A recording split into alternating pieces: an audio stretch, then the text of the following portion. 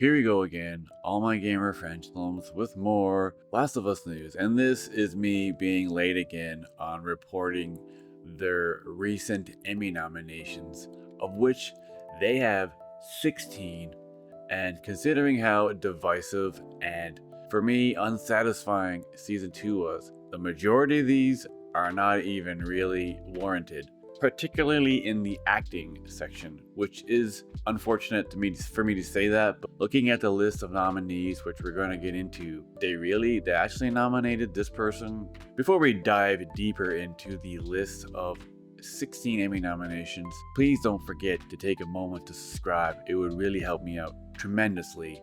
Now let's get down into this Emmy list.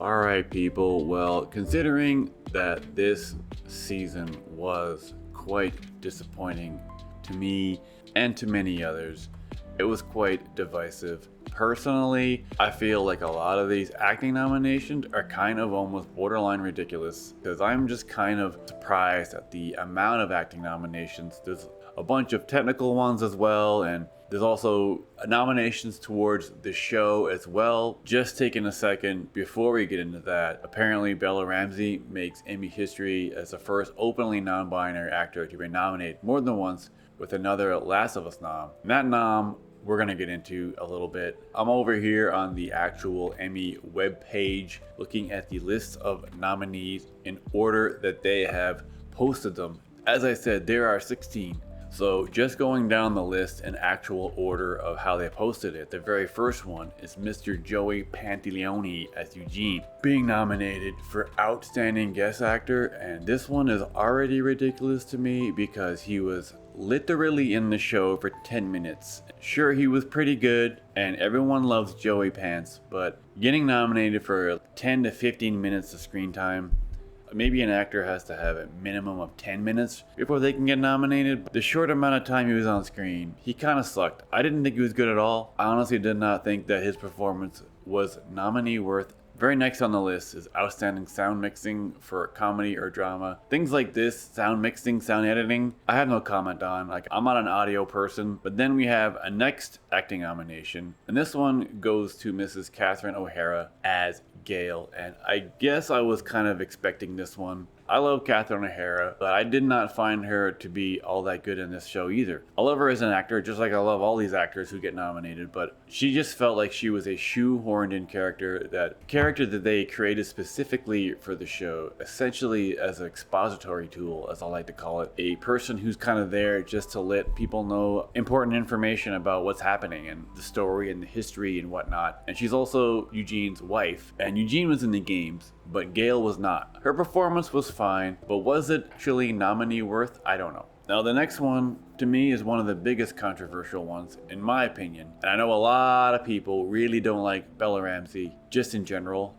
She doesn't bother me. I think she's a great actress, and I thought she was spectacular in season 1. But she was borderline awful in parts of season 2. Season 2, her acting was pretty bad in a couple of points where I was almost kind of laughing at how bad she was. I don't think her performance is nominee worthy at all on any level, particularly for that one ridiculously stupid line that's already been memed multiple times,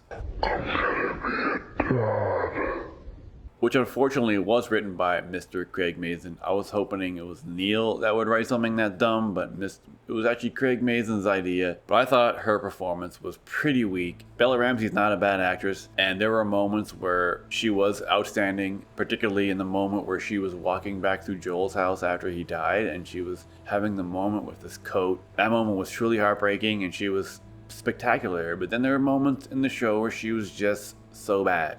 Next nominee, Outstanding Drama Series. Don't think it deserves it, honestly. Next nominee, Outstanding Prosthetic. Absolutely. That type of work, they're always on point. HBO is always on point for that type of stuff. Definitely deserves that one. Next nominee, Outstanding Music Supervision. Okay, sure. But why they even do it that way, I don't even understand. Then we have Outstanding Picture Editing for a Drama Series. That's with the Through the Valley. Then the Outstanding Special Effects in a season or a movie. Then it just says The Last of Us. Again, I don't know why it can't just say the whole season. And then the next two are the ones who I agree with wholeheartedly, especially for Outstanding Guest Actress in a Drama Series for Caitlin Dever. She was the highlight of the entire season for me. What I'm looking forward to the most in season 3. I thought Caitlin Dever was spectacular. This was probably her best performance. I don't know her career enough to just say that. We kill him slowly.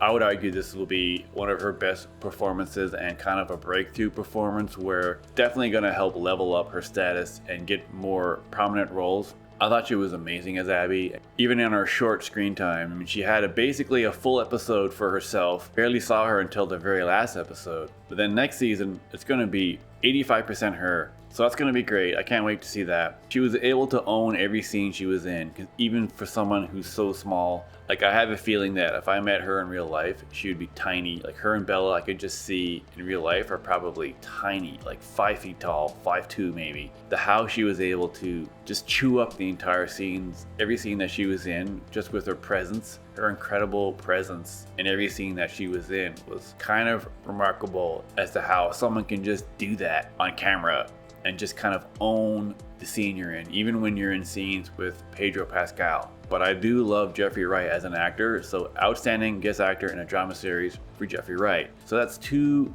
Outstanding Guest Actors and Outstanding Guest Actress. I don't think Joey Pantoliano deserves the nom, but I do think Jeffrey Wright does. Though at the same time, he still did not have a whole lot of screen time. He only had about perhaps half an hour in total of the entire season. Okay, the amount of time on screen versus getting a nomination. Like, do they deserve it? If they're only on screen for 10 minutes, do they really deserve a nomination? But Jeffrey Wright was great. He's always great. He's one of the most consistently solid actors. And he's a great character actor. He doesn't just go for the same kind of style of acting every time. So he was great. I really liked him and I'm glad he got a nomination. The next 2 is more production type stuff again. Outstanding Production Design for a Narrative Contemporary Program. Next one, Outstanding Casting for a Drama Series. That's a weird nominee. I don't really get that nomination. Sure, the casting director has a lot to do with it, but the directors and writers and showrunners have the final call on all of that. Outstanding Contemporary Makeup, non-prosthetic.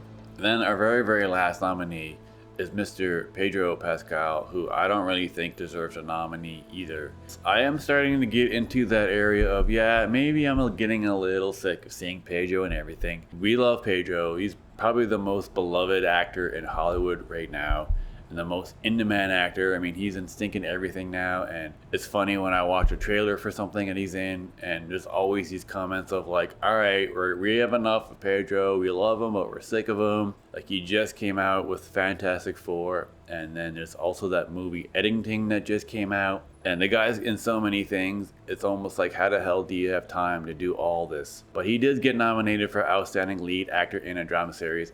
But it was only in like a quarter of the entire 7-episode season. I mean, he deserved the nomination and the win for season 1 for sure. Pedro and Bella's acting was just not on the same level, in my opinion, as it was on season 1. But that is just my opiniones. I'm gonna be a dad. But I figured I would just take a quick look at who they're actually going up against, all these nominees. For her Outstanding Actress, Guest Actress is going up against Jane Alexander for Severance, Gwendolyn Christie for Severance, Cherry Jones for The Handmaid's Tale, her co-star Catherine O'Hara in The Last of Us, even though they don't share screen time, Merritt Weaver for Severance. So that's 3. And for Outstanding Guest Actor in a Drama Series, it's going up against Giancarlo Esposito for The Boys. He probably gets nominated every year. Scott Glenn, The White Lotus, Sean Hatosy for The Pit, Joey Pants for The Last of Us, Forrest Whitaker for Andor. So Joey is going up against his co-star Jeffrey. So who in Bella and Pedro going up against for Outstanding Lead Actress? We have Kathy Bates in Matlock. Kathy Bates, who's always been killing it her entire life. Sharon Horgan? Never heard of her. In Bad Sisters. Britt Lower in Severance. Then, of course, Bella. And then Kerry Russell in The Diplomat. An Outstanding Lead Actor, even though I don't think Pedro was on screen long enough to even be considered a lead actor. We got Sterling K. Brown, Paradise, Gary Oldman, Slow Horses, Adam Scott, Severance, and Noah Wiley in The Pit. I don't know, I like Gary Oldman, but I've never really watched Slow Horses. I heard it's a good show. I love Gary Oldman, but Adam Scott is really great in Severance, and he's been around for kind of a while as an actor for years. I let you live. My pretty short and quick breakdown at all of the nominations.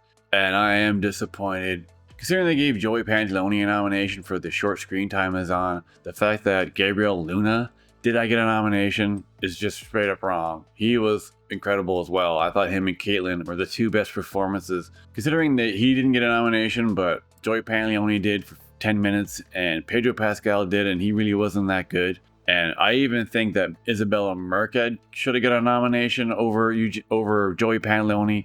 I'm honestly disappointed in the fact that Gabriel did not get a nomination. Big time. He really, truly deserved it. And if I was him, I'd be pissed right now. He deserved a nomination for sure. And I honestly can't imagine why he didn't get one, but they gave one to people who were on screen for 10 minutes. I don't understand how that shit works. Obviously, shows like this don't make any sense to me. It'd be wrong to say I don't want any of them to win. If they win, that's great, because I just love the show anyways, and I still want it to do well. But I really hope Caitlin wins. She was fucking spectacular, and the highlight of the entire season for me. I really hope she wins, and I'm very disappointed that Gabriel didn't win. But for now, all we can do is wait and contemplate until September 14th. Overall, I don't agree with about half these nominees. All the production style ones, I'm not going to argue those. I don't think Joey Pantoliano should have got nominated. I don't think Bella Ramsey should have got nominated. But yeah, Gabriel not getting a nomination, very disappointing. But we'll find out on September 14th who will actually win and who will actually not win. Perhaps I'll catch it, but I seriously doubt it. I will be reporting on after that to see who actually won or not. How many wins out of the 16 nominations will they get? I'm sure they will get some. Came out 2 weeks ago, so once again, I'm slow on my reporting on these things. Regardless of everything I've said, any win that this show gets is great, because it's great for the genre of game adaptations. It always just helps shine a light on the actual genre itself and lets people know that it's being taken more seriously and it's not just the straight goofy crap that it used to be back in the 90s. So just more evidence of how much better the game adaptation genre is doing. So let's wait until September 15th to find out who wins and who loses. Once again, don't forget to take a moment to subscribe, because it really helps me out a lot. Don't forget to take a moment to like. Don't forget to take a moment to share. But also don't forget to take a moment to keep thinking gaming.